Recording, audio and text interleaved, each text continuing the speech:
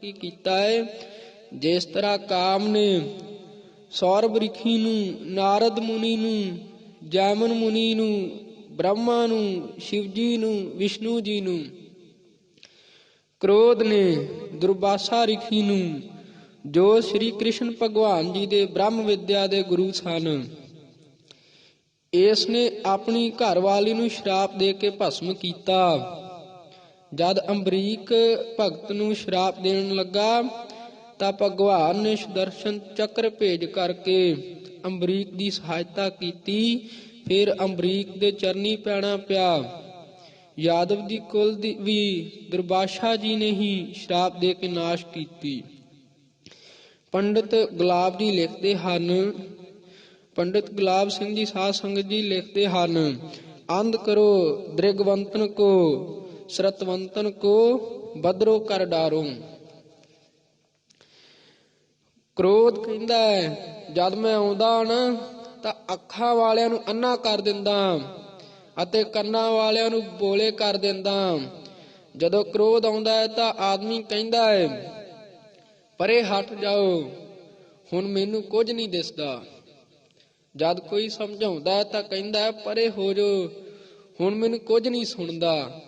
ਤਾਂ ਇਸ ਤਰ੍ਹਾਂ ਫਿਰ ਕ੍ਰੋਧਵਸ ਹੋ ਕਰਕੇ ਜੋ ਮਨੁੱਖ ਹੈ, ਜੀਵ ਹੈ, ਉਹ ਕੋਈ ਕਰਮ ਕਰ ਲੈਂਦਾ ਮਾੜਾ, ਜਿਸ ਦਾ ਉਸ ਨੂੰ ਬਾਅਦ ਵਿੱਚ ਮਾੜਾ ਨਤੀਜਾ ਭੁਗਤਣਾ ਪੈਂਦਾ। ਸਾਧ ਸੰਗਤ ਜੀ, ਤਾਂ ਲੋਭ ਨੇ ਵਿਸ਼ਵਾਮਿੱਤਰ ਨੂੰ, ਜੋ ਸ਼੍ਰੀ ਰਾਮਚੰਦਰ ਜੀ ਦਾ ਸ਼ਸਤਰ ਵਿਦਿਆ ਦਾ ਗੁਰੂ ਸੀ, ਕਲੰਕਿਤ ਕੀਤਾ ਹੈ।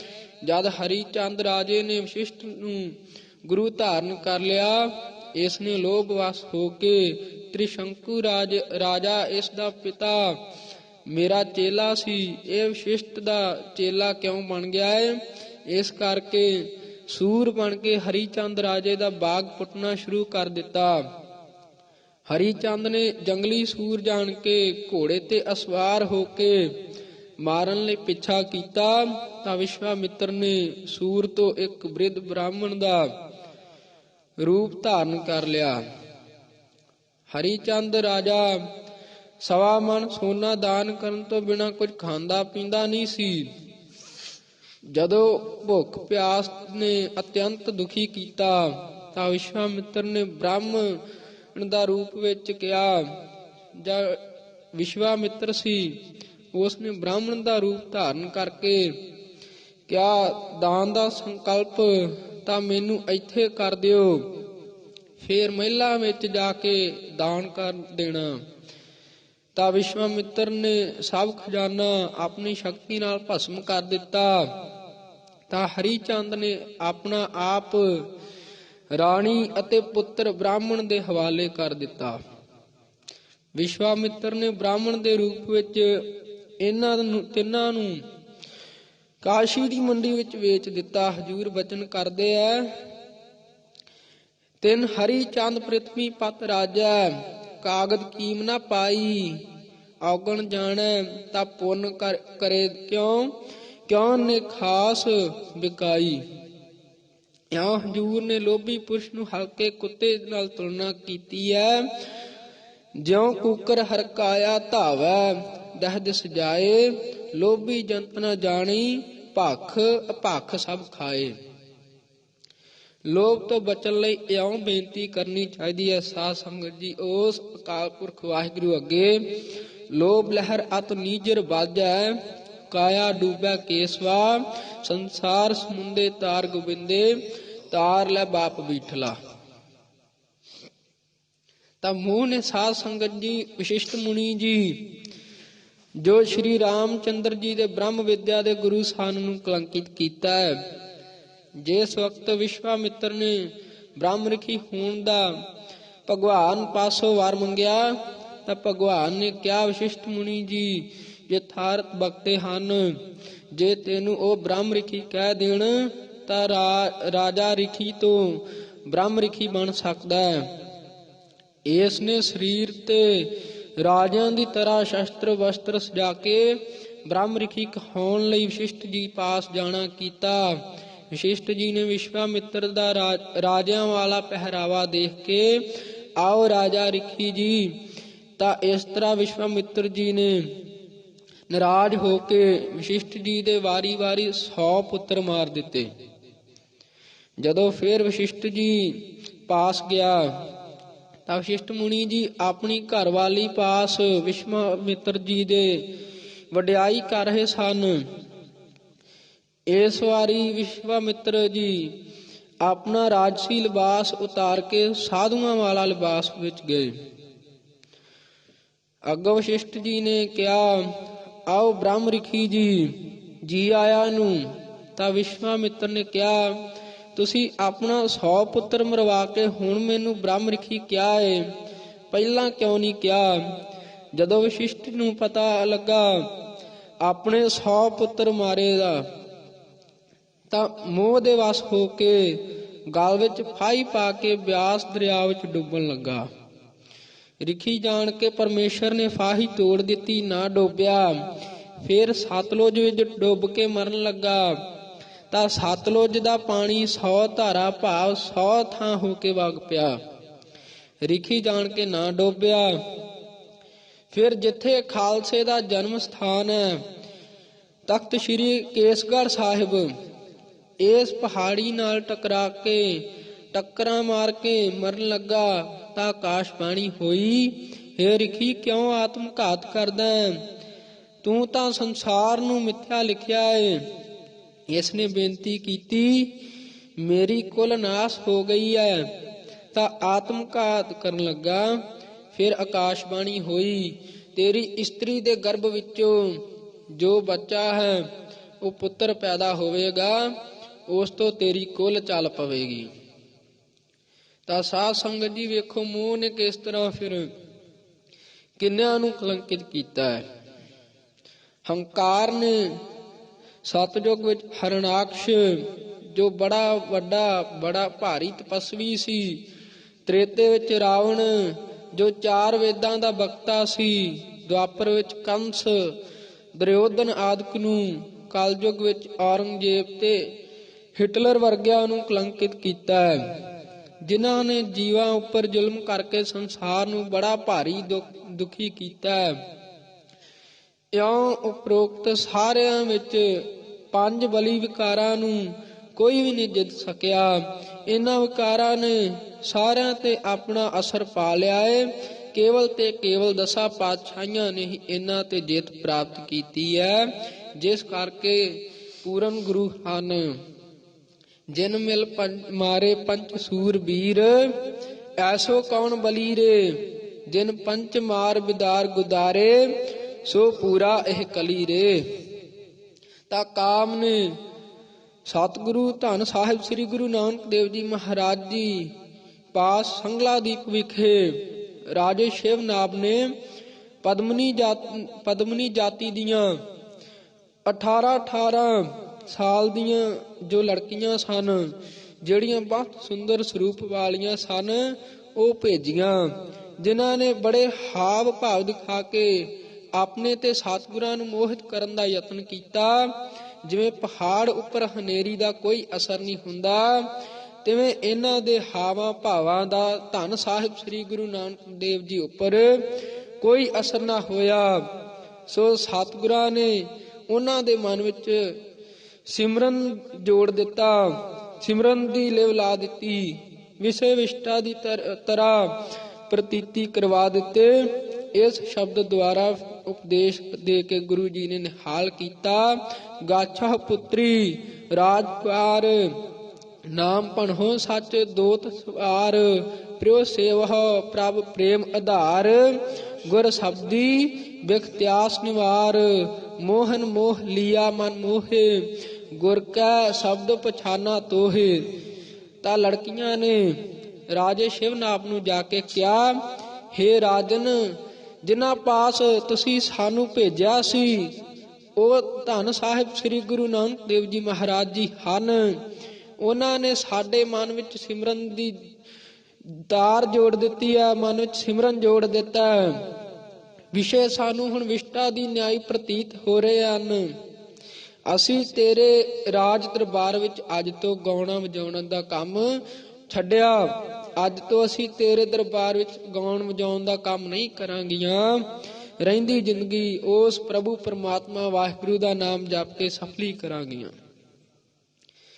ਤਾਂ ਮੀਰੀ ਪੀਰੀ ਦੇ ਮਾਲਕ ਧੰਨ ਸਾਹਿਬ ਸ੍ਰੀ ਗੁਰੂ ਹਰਗੋਬਿੰਦ ਸਾਹਿਬ ਜੀ ਮਹਾਰਾਜ ਜੀ ਨੂੰ ਜਹਾਂਗੀਰ ਦੀਆਂ ਬੇਗਮਾਂ ਨੇ ਹਾਵ ਭਾਵ ਦਿਖਾ ਕੇ ਆਪਣੇ ਤੇ ਮੋਹਿਤ ਕਰਨਾ ਚਾਹਿਆ ਤਾਂ ਸਤਿਗੁਰਾਂ ਨੇ ਉਪਦੇਸ਼ ਦੇ ਕੇ ਪਤੀ ਬ੍ਰਿਤ ਧਰਮ ਵਿੱਚ ਪਰਪੱਕ ਕੀਤਾ। ਸਾਹਿਬ ਸ੍ਰੀ ਗੁਰੂ ਗੋਬਿੰਦ ਸਿੰਘ ਜੀ ਮਹਾਰਾਜ ਜੀ ਨੂੰ ਅਨੂਪ ਕੌਰ ਨੇ ਬੇਨਤੀ ਕੀਤੀ, ਮੈਨੂੰ ਆਪਣੇ ਜੈਸਾ ਪੁੱਤਰ ਬਖਸ਼ੋ ਮਹਾਰਾਜ ਜੀਓ। ਤਾਂ ਸਤਿਗੁਰੂ ਜੀ ਨੇ ਉਸ ਦੇ ਕਹਿਣ ਦਾ ਭਾਵ ਸਮਝ ਕੇ ਕਿਹਾ, ਹੇ ਅਨੂਪ ਕੌਰ, ਸਾਡੇ ਵਰਗਾ ਤਾਂ ਅਸੀਂ ਹੀ ਹਾਂ, ਤੂੰ ਸਾਨੂੰ ਹੀ ਆਪਣਾ ਪੁੱਤਰ ਸਮਝ ਲੈ। ਇਉਂ ਕਹਿ ਕੇ ਕਿਰਪਾ ਦ੍ਰਿਸ਼ਟੀ ਨਾਲ ਵਿਸ਼ੇ ਵਾਸਨਾ ਮੇਟ ਦਿੱਤੇ।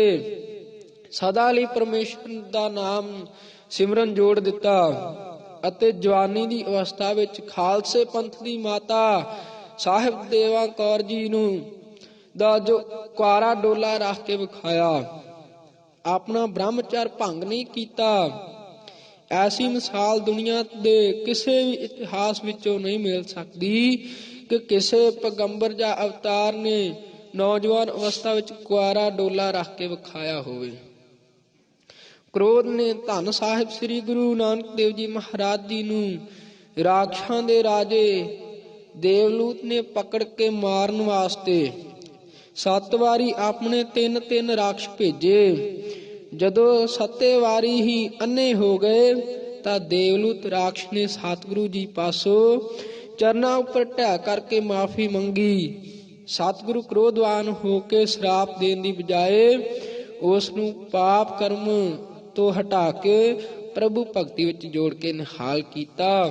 ਤਾਂ ਸਾਧ ਸੰਗਤ ਜੀ, ਗੁਰੂ ਕੇ ਸਿੱਖ ਹਨ ਜੋ ਜੇਕਰ ਗੁਰੂ ਕੀ ਕੋਈ ਬਾਣੀ ਪੜ੍ਹਦਾ ਹੈ ਤਾਂ ਗੁਰੂ ਸਾਹਿਬ ਆਪ ਉਸ ਨੂੰ ਇਹਨਾਂ 5 ਵਿਕਾਰਾਂ ਤੋਂ ਹੱਥ ਦੇ ਕਰਕੇ ਰੱਖਦੇ ਆ। ਤਾਂ ਦੂਜੇ ਪਾਤਸ਼ਾਹ ਜੀ ਧੰਨ ਸਾਹਿਬ ਸ੍ਰੀ ਗੁਰੂ ਅੰਗਦ ਦੇਵ ਜੀ, ਜਦੋਂ ਉਹਨਾਂ ਨੂੰ ਖੰਡੂਰ ਦੇ ਜੱਟਾਂ ਨੇ ਤਪੇ ਦੇ ਸਿਖਾਉਣ ਤੋਂ ਕਿਹਾ, ਜਾਂ ਮੀਂਹ ਪਵਾਓ ਜਾਂ ਖੰਡੂਰ ਪਿੰਡ ਨੂੰ ਛੱਡ ਕਰਕੇ ਚਲੇ ਜਾਓ, ਤਪਾ ਕਹਿੰਦਾ ਹੈ ਕਿ ਮੈਂ ਮੀਂਹ ਫੇਰ ਪਵਾਵਾਂਗਾ। ਸਰਬ ਸ਼ਕਤੀਆਂ ਦੇ ਮਾਲਕ, ਸਬਰ ਸੰਤੋਖ ਦੇ ਮਾਲਕ ਜਿਨ ਕ੍ਰੋਧ ਕਰਕੇ ਨਗਰ ਨਿਵਾਸੀਆਂ ਨੂੰ ਕੋਈ ਸ਼ਰਾਪ ਨਹੀਂ ਦਿੱਤਾ, ਕੋਈ ਮੰਦਾ ਬਚਨ ਨਹੀਂ ਕਿਹਾ, ਸਗੋਂ ਨਿਮਰਤਾ ਸਹਿਤ ਕਿਹਾ, ਭਾਈ ਜੇਕਰ ਸਾਡੇ ਇੱਥੋਂ ਚਲੇ ਜਾਣ ਕਰਕੇ ਮੀਂਹ ਪੈ ਸਕਦਾ ਹੈ ਤਾਂ ਤੁਹਾਡਾ ਭਲਾ ਹੋ ਸਕਦਾ ਹੈ, ਤਾਂ ਅਸੀਂ ਚਲੇ ਜਾਂਦੇ ਆ। ਤਾਂ ਸਤਿਗੁਰੂ ਧੰਨ ਸਾਹਿਬ ਸ੍ਰੀ ਗੁਰੂ ਅੰਗਦ ਦੇਵ ਸਾਹਿਬ ਜੀ ਨੇ ਸਿੱਖ ਸੰਗਤਾਂ ਸਮੇਤ ਖਾਨ ਛਪੜੀ ਸਾਹਿਬ ਵਾਲੇ ਸਥਾਨ ਤੇ ਚਲੇ ਗਏ। ਸ੍ਰੀ ਗੁਰੂ ਅਮਰਦਾਸ ਸਾਹਿਬ ਜੀ ਮਹਾਰਾਜ ਜੋ ਉਸ ਵੇਲੇ ਸੇਵਾਦਾਰ ਸਨ, ਸ੍ਰੀ ਗੋਂਦਵਾਲ ਸਾਹਿਬ ਵਸਾਉਣ ਵਾਸਤੇ ਗਏ ਹੋਏ ਸਨ। ਜਦੋਂ ਪਤਾ ਲੱਗਾ ਕਿ ਤਪੇ ਨੇ ਈਰਖਾ ਕਰਕੇ ਸਤਿਗੁਰੂ ਜੀ ਨੂੰ ਖੰਡੂਰ ਸਾਹਿਬ ਵਿੱਚੋਂ ਕਢਵਾ ਦਿੱਤਾ ਹੈ ਤਾਂ ਖੰਡੂਰ ਸਾਹਿਬ ਦੇ ਲੋਕਾਂ ਨੂੰ ਕਿਹਾ, ਤੁਸੀਂ ਬੜੀ ਮਾੜੀ ਗੱਲ ਕੀਤੀ ਹੈ, ਕਿਉਂਕਿ ਸਤਿਗੁਰੂ ਜੀ ਤਾਂ ਸਰਬ ਕਲਾ ਸਮਰੱਥ ਹਨ, ਮੀਂਹ ਤਾਂ ਸਤਿਗੁਰਾਂ ਦੇ ਸੇਵਕ ਵੀ ਪਵਾ ਸਕਦੇ ਹਨ। ਜਾਓ, ਜਿਸ ਖੇਤ ਵਿੱਚ ਤਪੇ ਨੂੰ ਲੈ ਜਾਓਗੇ ਉਹ ਖੇਤ ਮੀਂਹ ਦੇ ਨਾਲ ਲਬਾਲਬ ਹੋ ਜਾਵੇਗਾ। ਜੱਟ ਕਿਹੜਾ ਕਿਸੇ ਦੇ ਮਿੱਤਰ ਹੁੰਦੇ ਆ। ਝੱਟ ਤਪੇ ਦੇ ਦੁਆਲੇ ਹੋ ਗਏ। ਜਦੋਂ ਲੋਕਾਂ ਦੇ ਆਵਾਜ਼ਾਂ ਮਾਰਨ ਤੋਂ ਤਪੇ ਨੇ ਅੰਦਰੋਂ ਕੁੰਡਾ ਨਾ ਖੋਲਿਆ ਤਾਂ ਲੋਕਾਂ ਨੇ ਦਰਵਾਜ਼ਾ ਤੋੜ ਕੇ ਬਾਂਹ ਤੋਂ ਫੜ ਕੇ ਬਾਹਰ ਖਿੱਚ ਲਿਆਂਦਾ। ਉਸੇ ਵਕਤ ਬੱਦਲ ਹੋ ਗਿਆ। ਲੋਕਾਂ ਨੂੰ ਹੋਰ ਵੀ ਗੁਰੂ ਕੀ ਸੇਵਾ ਤੇ ਗੁਰੂ ਕੇ ਸੇਵਕਾਂ ਤੇ ਉੱਪਰ ਭਰੋਸਾ ਵੱਜ ਗਿਆ। ਤਪਾ ਬਥੇਰਾ ਝਈਆਂ ਲੈ ਲੈ ਕੇ ਪਵੇ, ਪਰ ਕਿਸੇ ਨੇ ਤਪੇ ਦੀ ਇੱਕ ਵੀ ਨਾ ਸੁਣੀ। ਜਿਸ ਖੇਤ ਵਿੱਚ ਲਿਜਾਂਦੇ ਉਸੇ ਖੇਤ ਦੀਆਂ ਮੱਟਾਂ ਮੀਂਹ ਦੇ ਨਾਲ ਉੱਤੋਂ ਤੱਕ ਹੋ ਜਾਂਦੀਆਂ। ਇਉਂ ਕੋਈ ਆਪਣੇ ਖੇਤ ਵੱਲ ਖਿੱਚਦਾ, ਕੋਈ ਆਪਣੇ ਖੇਤ ਵੱਲ, ਕਿ ਮੇਰਾ ਖੇਤ ਕਿਤੇ ਸੁੱਕਾ ਨਾ ਰਹਿ ਜਾਵੇ। ਜਦੋਂ ਤਪਾ ਬੇਹੋਸ਼ ਹੋ ਗਿਆ ਤਾਂ ਧੰਨ ਸਾਹਿਬ ਸ੍ਰੀ ਗੁਰੂ ਅਮਰਦਾਸ ਜੀ ਮਹਾਰਾਜ ਜੀ ਨੇ ਕਿਹਾ, ਇਸ ਨੂੰ ਬਲਦਾਂ ਮਗਰ ਬੰਨ ਕੇ ਸੁਹਾਗੇ ਦੀ ਤਰ੍ਹਾਂ ਪਾ ਕੇ ਫੇਰੋ। ਜਿਸ ਖੇਤ ਵਿੱਚ ਇਸ ਦੀ ਹੱਡੀ ਪਸਲੀ ਵੀ ਲੱਗ ਜਾਵੇ ਉਹ ਖੇਤ ਸੁੱਕਾ ਨਹੀਂ ਰਹੇਗਾ, ਮੀਂਹ ਨਾਲ ਲਬਾਲਬ ਭਰ ਜਾਵੇਗਾ। ਇਸ ਤਰ੍ਹਾਂ ਤਪੇ ਨੂੰ ਕਮੌਤੇ ਮਰਵਾ ਕੇ ਅਤੇ ਮੀਂਹ ਪਵਾ ਕੇ ਜਦੋਂ ਜੰਗਲ ਵਿੱਚ ਖਾਨ ਛਪਰੀ ਸਾਹਿਬ ਵਾਲੇ ਸਥਾਨ ਤੇ ਪਹੁੰਚ ਕੇ ਧੰਨ ਸਾਹਿਬ ਸ੍ਰੀ ਗੁਰੂ ਅੰਗਦ ਦੇਵ ਜੀ ਮਹਾਰਾਜ ਜੀ ਨੂੰ ਨਮਸਕਾਰ ਕਰਨ ਲੱਗੇ ਤਾਂ ਗੁਰੂ ਅੰਗਦ ਸਾਹਿਬ ਮਹਾਰਾਜ ਜੀ ਨੇ ਪਿੱਠ ਕਰ ਲਈ। ਜਦੋਂ ਦੂਜੇ ਪਾਸੇ ਹੋ ਕੇ ਸਤਿਗੁਰੂ ਜੀ ਨੂੰ ਨਮਸਕਾਰ ਕਰਨ ਲੱਗੇ ਤਾਂ ਹਜੂਰ ਨੇ ਉਧਰ ਵੀ ਪਿੱਠ ਕਰ ਲਈ ਅਤੇ ਸਤਿਗੁਰੂ ਜੀ ਨੇ ਕਿਹਾ ਤਾਂ ਸਤਿਗੁਰੂ ਜੀ ਨੂੰ ਕਿਹਾ, ਤੁਸੀਂ ਕ੍ਰੋਧਵਾਸ ਹੋ ਕੇ ਕਿਉਂ ਕਰਾਮਾਤ ਦਿਖਾਈ? ਤਾਂ ਸਤਿਗੁਰੂ ਜੀ ਫਿਰ ਇਸ ਤਰ੍ਹਾਂ ਕਿਹਾ ਹੈ। ਸਾਧ ਸੰਗਤ ਜੀ ਵੇਖੋ ਕਿਤਨੇ ਦੀਨ ਦਿਆਲੂ ਸਤਿਗੁਰੂ ਜੀ ਹਨ।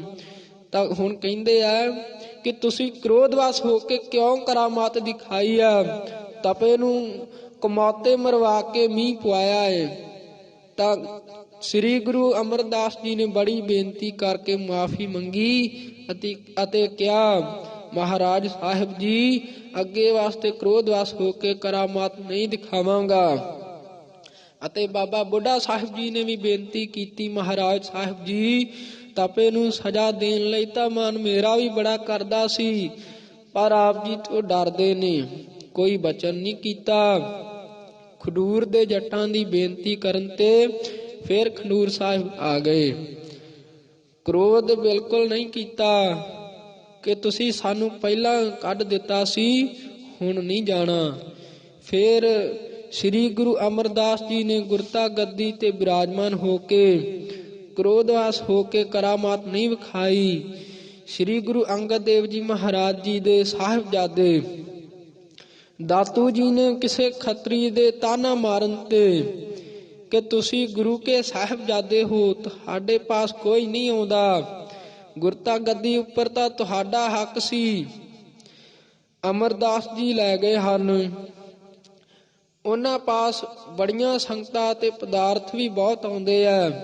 ਇਉਂ ਤਾਨਾ ਮਾਰਨ ਤੇ ਦਾਤੂ ਜੀ ਨੇ ਸਜੇ ਹੋਏ ਦੀਵਾਨ ਵਿੱਚ ਗੁਰਤਾ ਗੱਦੀ ਤੇ ਬੈਠੇ ਹੋਏ ਸਤਿਗੁਰੂ ਜੀ ਦੇ ਜਾ ਕੇ ਲੱਤ ਮਾਰੀ। ਸਤਿਗੁਰੂ ਜੀ ਬਿਰਧ ਸਰੀਰ ਹੋਣ ਕਰਕੇ ਸਿੰਘਾਸਨ ਤੋਂ ਹੇਠਾਂ ਡਿੱਗ ਪਏ। ਛੇਤੀ ਆਪਣੇ ਸਰੀਰ ਨੂੰ ਸੰਭਾਲ ਕੇ ਦਾਤੂ ਜੀ ਦੇ ਚਰਨ ਫੜ ਲਏ। ਕਿਹਾ, ਬਿਰਧ ਹੋਣ ਕਰਕੇ ਅਤੇ ਸੇਵਾ ਕਰਦੇ ਹੋਣ ਕਰਕੇ ਸਾਡਾ ਸਰੀਰ ਕਰੜਾ ਹੋ ਗਿਆ ਏ, ਤੁਹਾਡੇ ਚਰਨ ਕੋਮਲ ਹਨ, ਸੱਟ ਲੱਗੀ ਹੋਵੇਗੀ, ਚੰਗਾ ਕੀਤਾ ਸਾਨੂੰ ਸਿੱਖਿਆ ਦਿੱਤੀ ਹੈ, ਕਿਉਂਕਿ ਸਾਨੂੰ ਉੱਠ ਕੇ ਤੁਹਾਡਾ ਸਤਿਕਾਰ ਕਰਨਾ ਚਾਹੀਦਾ ਸੀ। ਵੇਖੋ ਸਾਧ ਸੰਗਤ ਜੀ ਕਿਤਨੀ ਨਿਮਰਤਾ ਹੈ ਗੁਰੂ ਸਾਹਿਬ ਦੇ ਵਿੱਚ।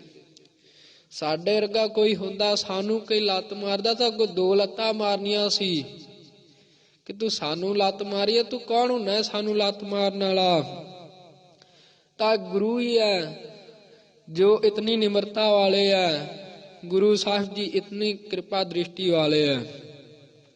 ਲੋਭ ਪਹਿਲੇ ਪਾਤਸ਼ਾਹ ਮਾਇਆ ਨੂੰ ਆਪਣੇ ਤੋਂ 12 ਕੋ ਦੂਰ ਰੱਖਦੇ ਸਨ। ਦੂਜੇ ਪਾਤਸ਼ਾਹ ਸ੍ਰੀ ਗੁਰੂ ਅੰਗਦ ਦੇਵ ਜੀ ਮਹਾਰਾਜ ਜੀ 6 ਕੋ ਦੂਰ ਰੱਖਦੇ ਸਨ। ਤੀਜੇ ਪਾਤਸ਼ਾਹ ਜੀ ਦੇ ਦਰ ਤੇ ਰਸਦਾਂ ਦੇ ਭਰੇ ਗੱਡਿਆਂ ਦੀਆਂ ਲਾਈਨਾਂ ਲੱਗੀਆਂ ਰਹਿੰਦੀਆਂ ਸਨ।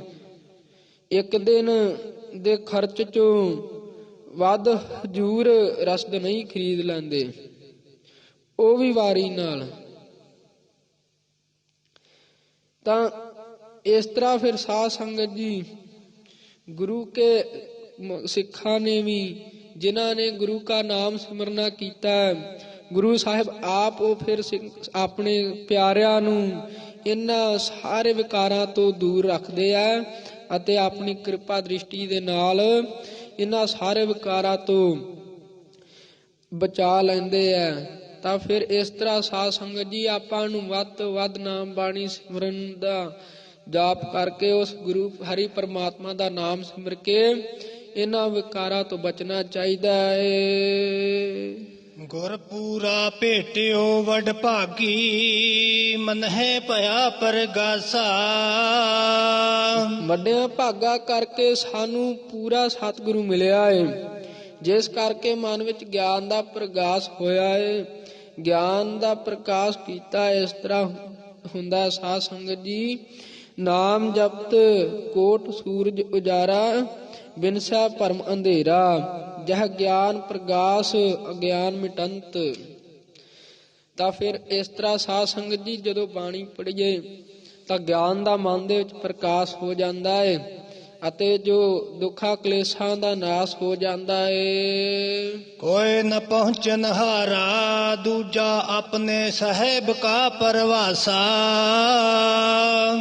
ਸਾਡੀ ਬਰਾਬਰੀ ਕਰਨ ਵਾਲਾ ਅਥਵਾ ਅਸਾਂ ਨੂੰ ਦੁੱਖ ਦੇਣ ਵਾਸਤੇ ਹੋਰ ਕੋਈ ਦੂਜਾ ਸਾਡੇ ਪਾਸ ਪਹੁੰਚਣ ਵਾਲਾ ਨਹੀਂ, ਕਿਉਂਕਿ ਅਸਾਂ ਨੂੰ ਆਪਣੇ ਮਾਲਕ ਪ੍ਰਭੂ ਪਰਮਾਤਮਾ ਵਾਹਿਗੁਰੂ ਤੇ ਭਰੋਸਾ ਹੈ। ਆਪਣੇ ਸਤਿਗੁਰ ਕੈ ਬਲਹਾਰੈ,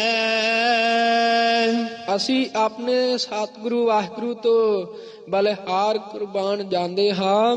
ਬਲਿਹਾਰੀ ਗੁਰ ਆਪਣੇ ਦਿਵਹਾਰੀ ਸਦਵਾਰ, ਜਿਨ ਮਾਨਸ ਤੇ ਦੇਵਤੇ ਕੀਏ ਕਰਤ ਨਾ ਲਾਗੀ ਵਾਰ। ਹਉ ਘੋਲੀ ਹਉ ਘੋਲ ਕਮਾਈ, ਗੁਰ ਸੱਜਣ ਮੀਤ ਮੁਰਾਰੇ ਜੀਓ।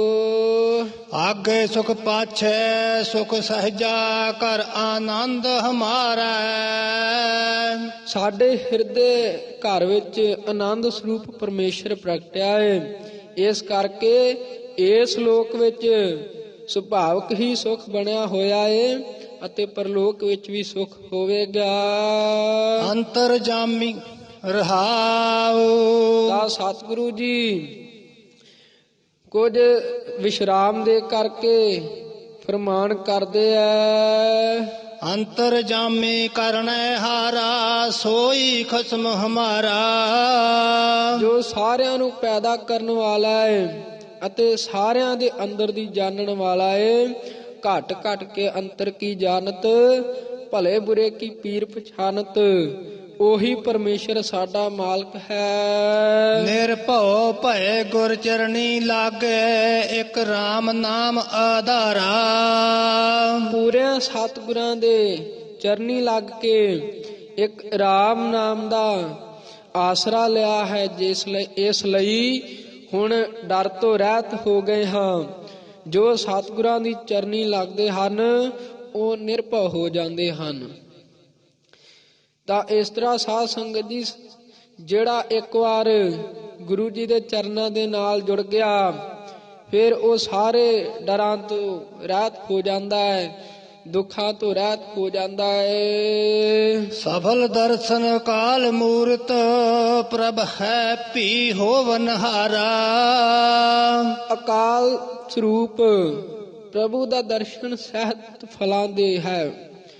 ਜੋ ਸਾਧ ਸੰਗਤ ਜੀ ਅਕਾਲ ਸਰੂਪ ਹੈ ਨਾ ਪ੍ਰਭੂ ਵਾਹਿਗੁਰੂ ਪਰਮਾਤਮਾ, ਤਿਨਾਂ ਦਾ ਦਰਸ਼ਨ ਰਹਿਤ ਸਰੂਪ ਜੋ ਹੈ ਉਹ ਫਲਾਂ ਦੇ ਹੈ, ਹੁਣ ਹੈ, ਪਿੱਛੇ ਸੀ, ਉਹ ਅੱਗੇ ਵੀ ਰਹੇਗਾ। ਜਿਨ੍ਹਾਂ ਦੇ ਦਰਸ਼ਨ ਕਰਕੇ ਸੰਗਤਾਂ ਲਾਹੇ ਪ੍ਰਾਪਤ ਕਰਦੀਆਂ ਹਨ। ਸਤਿਗੁਰ ਕਾ ਦਰਸ਼ਨ ਸਫਲ ਹੈ, ਜੋ ਇੱਛਾ ਸੋ ਫਲ ਪਾਏ। ਕੰਠ ਲਗਾਏ ਆਪਣੇ ਜਨ ਰਾਖੇ, ਆਪਣੀ ਪ੍ਰੀਤ ਪਿਆਰਾ। ਆਪਣੀ ਪ੍ਰੀਤ ਦਾ ਪਿਆਰ ਪਿਆਲਾ ਪਿਆਲ ਕੇ, ਜੋ ਆਪਣੀ ਪ੍ਰੀਤ ਦਾ ਪਿਆਲਾ ਪਿਆਲ ਕੇ ਭਾਵ ਪਿਆਰ ਲਾ ਕੇ ਸਾਧ ਸੰਗਤ ਜੀ ਪ੍ਰਤੱਖ ਕੰਠ ਨਾਲ ਲਗਾ ਕੇ, ਅਭੇਦ ਨਿਸ਼ਚੈ ਰੂਪ ਕੰਠ ਨਾਲ ਲਗਾ ਕੇ ਆਪਣੇ ਪਿਆਰਿਆਂ ਦੀ ਰੱਖਿਆ ਕਰਦਾ ਹੈ। ਆਪਣੇ ਸੇਵਕ ਕੀ ਆਪੇ ਰਾਖਿਆ, ਆਪੇ ਨਾਮ ਜਪਾਵੈ। ਜਹ ਜਹ ਕਾਜ ਕਿਰਤ ਸੇਵਕ ਕੀ, ਤਹ ਤਹ ਉਠ ਧਾਵੈ। ਸੇਵਕ ਕੋ ਨਿਕਟੀ ਹੋਏ ਦਿਖਾਵੈ, ਜੋ ਜੋ ਕਹਾ ਠਾਕੁਰ ਪਹਿ ਸੇਵਕ, ਤਤਕਾਲ ਹੋਏ ਆਵੈ। ਵੱਡੀ ਵਡਿਆਈ ਆਚਰਜ ਸੋਭਾ, ਕਾਰਜ ਆਇਆ ਰਾਸੇ। ਇਸ ਪ੍ਰਭੂ ਦੀ ਵਡਿਆਈ ਸੋਭਾ ਸਭ ਤੋਂ ਵੱਡੀ ਹੈ। ਉਸ ਦੀ ਅਚਰਜ ਸੋਭਾ ਕੀਤੀ ਤਾਂ ਕਾਰਜ ਰਾਸ ਆ ਗਿਆ। ਜਿਸ ਦੀ ਵਡਿਆਈ ਮਿੱਥੀ ਨਹੀਂ ਜਾ ਸਕਦੀ। ਇਤਨੀ ਵੱਡੀ ਵਡਿਆਈ ਹੈ। ਉਸ ਪ੍ਰਭੂ ਪਰਮਾਤਮਾ ਦੀ ਵਡਿਆਈ ਦੇ ਨਾਲ ਸਾਰੇ ਕਾਰਜ ਰਾਸ ਆ ਗਏ। ਨਾਨਕ ਕੋ ਗੁਰ ਪੂਰਾ ਭੇਟਿਓ ਸਗਲੇ ਦੁਖ ਬਨਾਸੇ। ਗੁਰੂ ਜੀ ਕਥਨ ਕਰਦੇ ਹਨ, ਮੈਨੂੰ ਅਕਾਲ ਪੁਰਖ ਪੂਰਾ ਸਤਿਗੁਰੂ ਮਿਲਿਆ ਏ। ਉਹ ਅਕਾਲ ਪੁਰਖ ਵਾਹਿਗੁਰੂ ਮਿਲ ਗਿਆ ਏ। ਇਸ ਕਰਕੇ ਸਾਰੇ ਦੁੱਖਾਂ ਕਲੇਸ਼ਾਂ ਦਾ ਨਾਸ ਹੋ ਗਿਆ ਏ। ਸਾਰੇ ਦੁੱਖ ਦੂਰ ਹੋ ਗਏ ਹਨ। ਸਤਿਗੁਰੂ ਪੂਰਾ ਸੇਵੀਆ ਦੁੱਖਾਂ ਕਾ ਹੋਏ ਨਾਸ। ਨਾਨਕ ਨਾਮ ਆਰਾਧੀਆ ਕਾਰਜ ਆਵੈ ਰਾਸ। ਤਾਂ ਸਾਧ ਸੰਗਤ ਜੀ, ਜਿਹੜਾ ਉਸ ਪ੍ਰਭੂ ਪਰਮਾਤਮਾ ਵਾਹਿਗੁਰੂ ਅਕਾਲ ਪੁਰਖ ਦਾ ਨਾਮ ਸਿਮਰਦਾ ਹੈ, ਉਸ ਦੇ ਸਾਰੇ ਦੁੱਖਾਂ ਕਲੇਸ਼ਾਂ ਦਾ ਨਾਸ ਹੋ ਜਾਂਦਾ ਹੈ। ਤਾਂ ਸਾਧ ਸੰਗਤ ਜੀ, ਸਾਨੂੰ ਵੀ ਚਾਹੀਦਾ ਹੈ ਕਿ ਗੁਰੂ ਘਰੇ ਹਾਜ਼ਰੀਆਂ ਭਰ ਕਰਕੇ, ਸੇਵਾ ਸਿਮਰਨ ਕਰਕੇ, ਨਾਮ ਬਾਣੀ ਨੂੰ ਸਿਮਰ ਕੇ ਵੱਧ ਤੋਂ ਵੱਧ ਲਾਹੇ ਪ੍ਰਾਪਤ ਕਰੀਏ ਅਤੇ ਆਪਣੇ ਮਨੁੱਖੀ ਜਨਮ ਨੂੰ ਸਫਲਾ ਕਰੀਏ।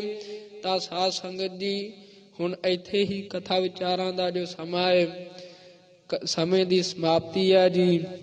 ਸੋ ਕਥਾ ਵਿਚਾਰਾਂ ਕਰਦਿਆਂ ਦਾਸਾਂ ਵੱਲੋਂ ਏਕ ਨਹੀਂ ਅਨੇਕ ਪ੍ਰਕਾਰ ਦੀਆਂ ਭੁੱਲਾਂ ਚੁੱਕਾਂ ਗਲਤੀਆਂ ਹੋ ਜਾਂਦੀਆਂ ਹਨ। ਅਣਜਾਣ ਬੱਚੇ ਸਮਝ ਕਰਕੇ ਸਮਤ ਬਖਸ਼ਣੀ, ਅੱਗੇ ਤੋਂ ਸ਼ੁੱਧ ਸਪਸ਼ਟ ਬਾਣੀ ਪੜ੍ਹਨ ਦੀ ਬਲ ਸਮਰੱਥਾ ਬਖਸ਼ਣੀ ਜੀ। ਧੰਨ ਸਾਹਿਬ ਸ੍ਰੀ ਗੁਰੂ ਗ੍ਰੰਥ ਸਾਹਿਬ ਜੀ ਮਹਾਰਾਜ ਬਖਸ਼ਣ ਹਾਰ ਹਨ। ਗੁਰੂ ਕੀ ਸਾਧ ਸੰਗਤ ਬਖਸ਼ਣ ਹਾਰ ਹੈ। ਵਿਦਿਆਰਥੀ ਜੀਵਨ ਹੈ। ਅਨੇਕ ਭੁੱਲਾਂ ਚੁੱਕਾ ਹੋ ਜਾਂਦੀਆਂ ਹਨ ਕਥਾ ਵਿਚਾਰਾ ਕਰਦਿਆਂ। ਤਾਂ ਗੁਰੂ ਸਾਹਿਬ ਬਖਸ਼ ਲੈਣ, ਗੁਰੂ ਕੀ ਸਾਧ ਸੰਗਤ ਬਖਸ਼ ਲੈਣ। ਸੋ ਆਓ ਹੁਣ ਦੋ ਪੰਕਤੀਆਂ ਪੜ੍ਹ ਕਰਕੇ ਸਮਾਪਤੀ ਹੈ ਜੀ। ਵੱਡੀ ਵਡਿਆਈ ਅਚਰਜ ਸੋਭਾ ਕਾਰਜ ਆਇਆ ਰਾਸੇ। ਨਾਨਕ ਕੋ ਗੁਰ ਪੂਰਾ ਭੇਟਿਓ ਸਗਲੇ ਦੁਖ ਬਿਨਾਸੇ। ਵਾਹਿਗੁਰੂ ਜੀ ਕਾ ਖਾਲਸਾ, ਵਾਹਿਗੁਰੂ ਜੀ ਕੀ ਫਤਿਹ।